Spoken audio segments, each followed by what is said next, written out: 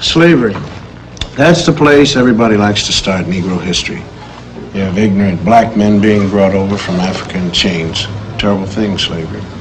But this way slavery is taught, it sort of takes the sting out of it. Because the way it's usually taught, people think that we Afro-Americans started with nothing but little grass skirts like the kids in the Tarzan movies.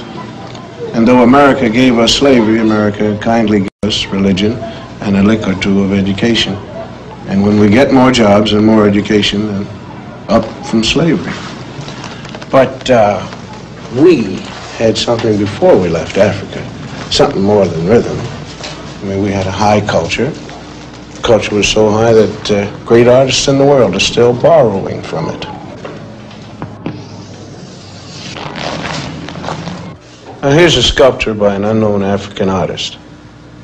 And here's what Paul Klee took from him. Now here's a work by an unknown black African, and Pablo Picasso liked what he saw. Another African design, and Modigliani swiped it, or he was influenced by it, or whatever polite word you want to use. Another black African artist, and Picasso didn't change it very much. I mean, when you look at this copy, you got to give us a little more than rhythm. You got to give us style. Now, if you tell the history of slavery right, you got a big problem on your hands. The slave trader didn't take some savage out of Africa. He took a human being. He sold him like an animal and separated him from his family. America invented the cruelest slavery in the history of the world because it broke up black families. After slavery was over, America kept breaking up the black man's family. And that's some awful history to teach. Now, if you want to look history right straight in the eye, you're going to get a black eye. Because it isn't important whether a few black heroes got lost or stolen or strayed in America's history textbooks. What's important is why they got left out. When we was in our mind, nobody can fool us.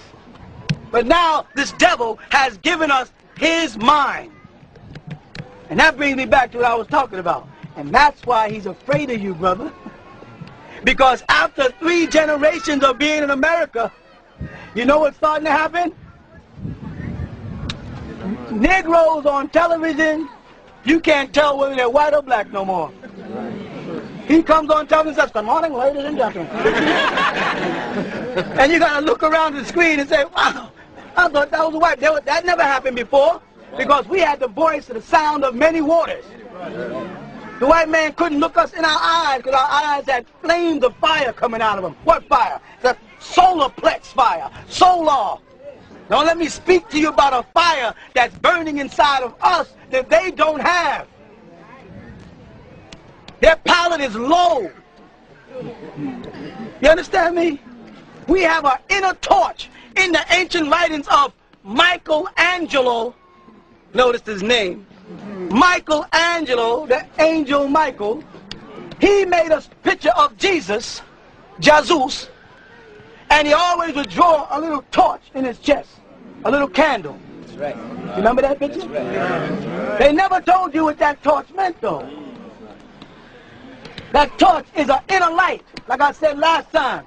Anybody here who is 9 ether, 8 ether, or 7 ether, and when I say 7, 8, and 9 ether, I'm talking about the texture of your kingly hair, not kinky hair. 7 ether is wavy, 8 ether is curly, and 9 ether is nappy. You understand that?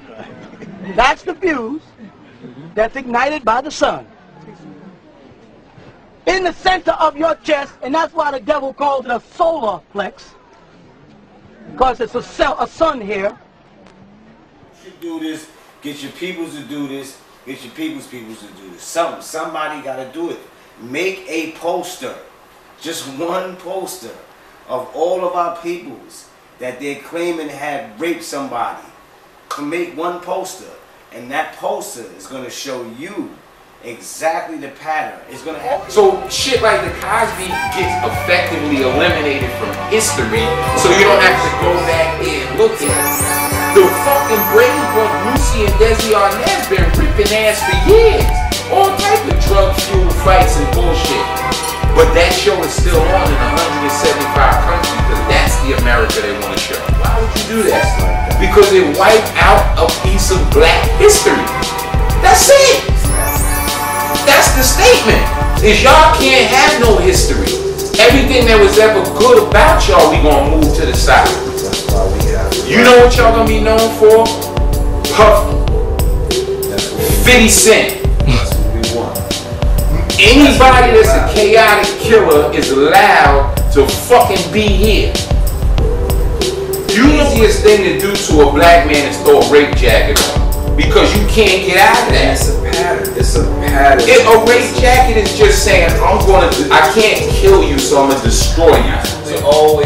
That's what we always ask for. For every black man from Bill Cosby to Dr. York to put a jacket on. To Michael Jackson. When you went after Michael Jackson and that wasn't an obvious. How about this? When's the last time you heard the words Michael Jackson, alleged child molester, since he died? You know why? Because the ownership of his masters are now back in the master's hands. So now Mike Jackson is the greatest show on fucking earth.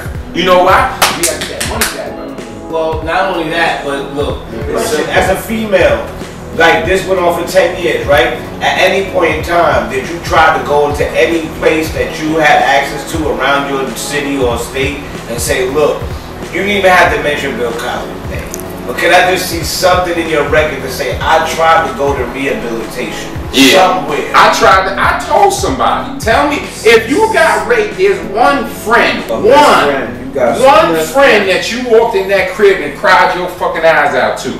Where's that?